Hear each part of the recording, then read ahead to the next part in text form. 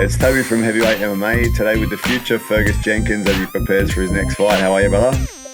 Yeah, good, bro. How you doing? Good, good. Looking forward to your next fight. Main eventing against the hitman from Costa Rica, Mariano Bungo Jones at Stealth Fighters League 3, August 30 for the middleweight title. How you feeling about that fight? Good, man. Yeah, he really seems like a cultural melting pot, eh? Like his flat's like you said Costa Rica, right? And then he trains and lives in the Philippines, and he sounds American. So I'm thoroughly confused, but no, I'm excited, man. I'm just super pumped to finally get a fight. Even though it was sort of getting down to the wire a bit. Got this guy on late notice, but it's great to have a matchup, and it's just. I don't know, I just keep kind of kicking myself at how cool of an opportunity it is coming up. Like it's such a rare thing to have MMA in Christchurch, especially professional MMA. So to be able to headline a show at the Wolfbrook Arena, which is a crazy big stadium for MMA, is like just for regional level MMA. Just such a crazy opportunity to have right at my doorstep. Yeah, how cool is it? If it's in a different area, it just makes it a little bit more difficult for people to see. So now it's so accessible. Everyone that knows you or as a part of the gym or anything can get along and watch, right? It makes it good for everyone. 100%. I mean, like, there's so many people that that get to come and watch, like that. Would have loved to watch my previous fights, but it's just been too much of a hassle to get up to Auckland or wherever I'm fighting. People that have supported and watched from back home, but actually get to see me fight live now. It's it'd be cool for some of those people who've been supporting. True, bro. Hey, I saw a quote. He said, "Let's get the fucking belt and bring it back to the Philippines." What are your thoughts about that? Do you think you'll be successful? Well, hell no, but I mean, I respect it. Like, you gotta, I wouldn't want him coming over here not trying to win. So, I think he seems like an interesting character. So I'm looking forward to seeing his vibes when he gets here. But that should be a good fight. He's got that sort of short, stocky build at middleweight, almost like a Torres Finney type type physique. So I'm expecting he'll be real strong, and I'm not sure how he's going to approach the fight sort of strategically. He seems like more of a grappler as well. So I'm not sure whether he'll be put off by like the amount of submissions I've got on my record, and maybe he'll try to strike more or he'll stick to his gun. So it'll be fun to see what approach he brings to the fight. I think it'll be double. That seems to be the go from what I've seen from a couple of his fights. Yeah, yeah. Well, sounds like you're onto it there, right? Bro, you mentioned before that you're a little bit confused. I think you're not the only one. Looking into him, he's a LGBTQ advocate. He said he fucks hot trans. He's not scared to yell it out loud, and he says he's into trans, bro. So, yeah, any thoughts on that, bro? Yeah, I mean, I liked his Tapology profile as well. The mustard turtleneck. It was just like looking airbrush as hell as well. I was like, damn. But that's what I mean. He seems like a funky character. So, at least he owns it. He owns it. Yeah, bro. You mentioned like he seems like relatively strong, like in his fights, looks physically strong. I say if you're looking for the good side of him, maybe a little bit of power, looks physically strong. I mean, he works striking and takedowns, but I think from a skill to skill level, when I look at it, I don't know if he's on your level. I would say he's probably not on your level, actually. Thoughts? Yeah, I guess. Yeah, for me, like in terms of my preparation for the fight, I try and make my opponent into something scarier than they actually are potentially, or like I'm always gonna like prepare for the worst case scenario. Like I mean, even my second pro fight, I fought this guy Geezer, Nick Edwards. I don't know if you saw that one. That was on Shuriken, but yeah, I watched his fights leading up to it, and he seemed like a pretty big, strong guy. Well, he was obviously like I could tell, super jacked, and had like a reasonable skill set, but more of just a heavy hitter. And yeah, I kind of like went in there with a certain sense of how good he would be, and then I sort of got to the fight, and I was like, this guy's so much bigger than I was expecting. And like, he came out and he was so fast and he was throwing these kicks and stuff. And I'm like, damn, I was not expecting you to be like, I knew he was going to be physical, but to be just quite as physically imposing as he was. And so it's a bit of a shock to the system. So I think it's really important to, worst case scenario, like what if this guy turns up and he's been on a juice cycle for the last year, and he's been at a Muay Thai training camp and he's gotten way better. So I'm envisioning like trying to like work on imagining him being much tougher than he's looked on film, I suppose. Yeah, that makes sense, man. And it crosses my mind what Dan Hooker said before with he wouldn't even want his wife to hit him in those little gloves, you know. So if someone who actually trains to fight, has a history of competition, has a history of hurting some people, he's dangerous no matter he's on a tear, or no matter if he has been training extra and learning new things. He's still, everyone's dangerous, right? That trains and he's and using those small little gloves. Mm. Yeah, 100%, man. Yeah. Yeah, I mean it's different. Even those pro fights now in the 4 ounce gloves, like there's a real difference. Like even compared to those amateur gloves. Although I did have one or two amateur fights in the pro gloves, but yeah, it's there's not much padding on those bad boys. Yeah. Bro, you mentioned training, fighting at the Wolfbrock Arena. Does that bring any added pressure to you, having like everyone there, you probably your whole family and everyone that may not have had a chance to watch you before?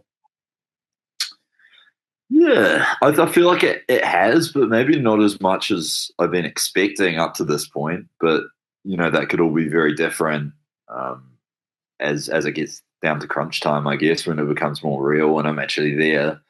Because there's so many people that I know, acquaintances, random people that I've met throughout my life that are going to be there watching. So it's in that sense, probably more pressure than any other fight I've ever had.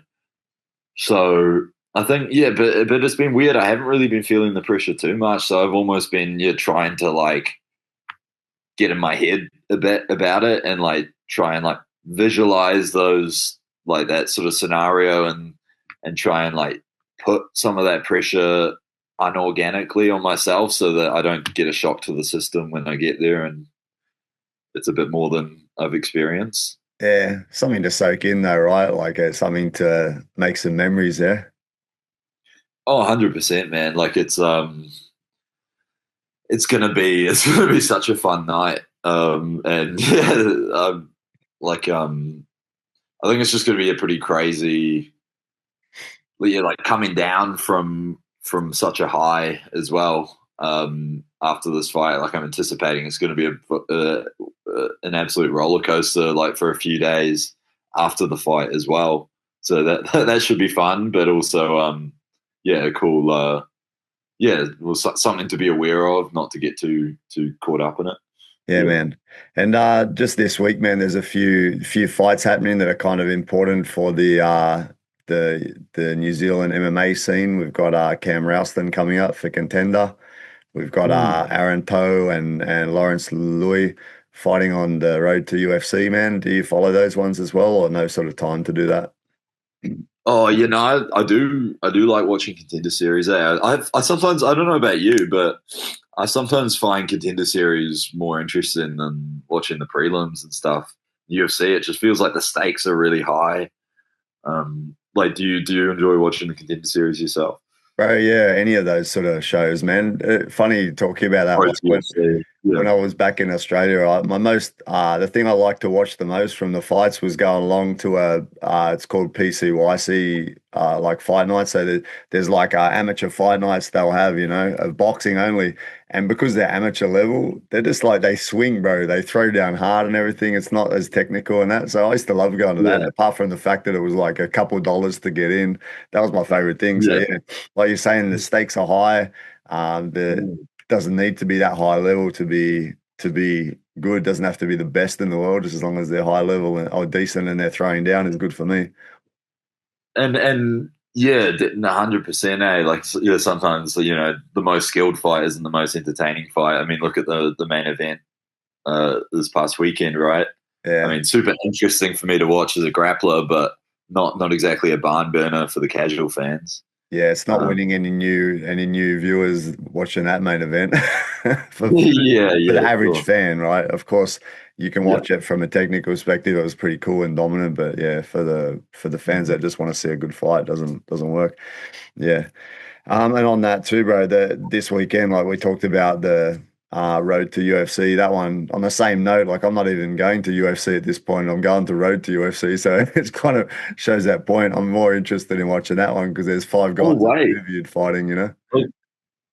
Oh, okay. Oh, so Road to UFC's on the same week as Contender Series. It's the day before, yeah. So road to UFC Oh, is in right. Shanghai, then the UFC is in Shanghai the next night on the Saturday. So yeah, it's pretty close. Oh, you did, yeah, because you mentioned Aaron Toe. Yeah. I was wondering.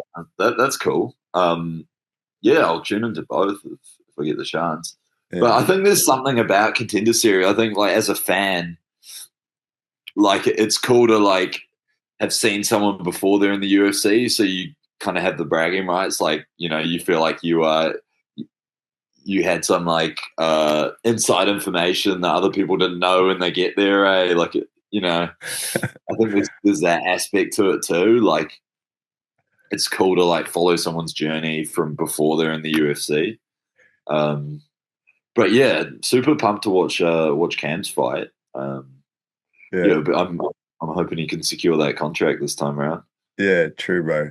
And hence what you just said, bro. That's some of the enjoyment I've had, and that's the reason I'm talking to the future, brother. I want to see you, man. I want to see you. Yeah, I want to have some bragging rights. I've talked to that guy for years, Now, now he's in the UFC. So good. He's my bro. yeah, He's my bro.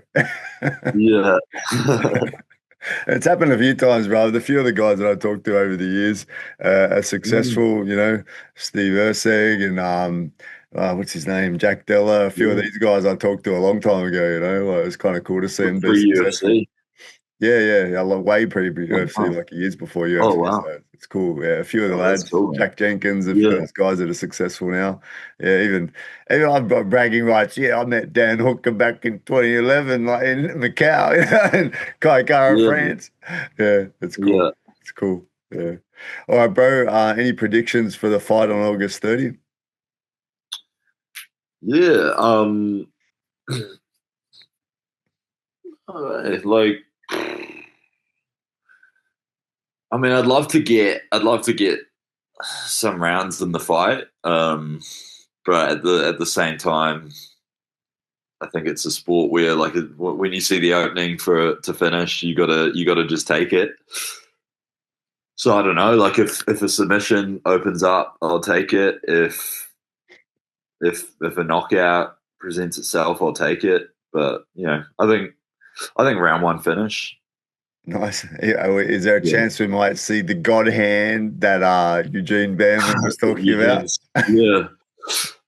Yeah, I guess so. Yeah, I don't know. I guess I just got to get that delivery system on point. I mean, like, I do a lot of work with my boxing coach, Otto at Wilson Boxing, and I feel like my striking is always improving a lot, and I think you can see that in my fights. Like, even my last fight, I think my striking looked better, and it's definitely leveled up since then. So I feel like my hands are a lot faster, a lot smoother. Less mechanical errors in my boxing, I guess. So I think those things are always leveling up. So it would be cool to deliver. I guess show some more evidence for that. Yeah. Cool. Awesome, man. Looking forward to it, man. yeah, we've got some good fights here. Then leading into your one alongside all the Corley Kingy fighting as well, bro. Looking forward to it. I'll try and That's best a great opportunity. fight, eh? It's a great fight right there. True, true. All right, bro. Thanks for your time once again, and best of luck in the lead up, and best of luck in the fight.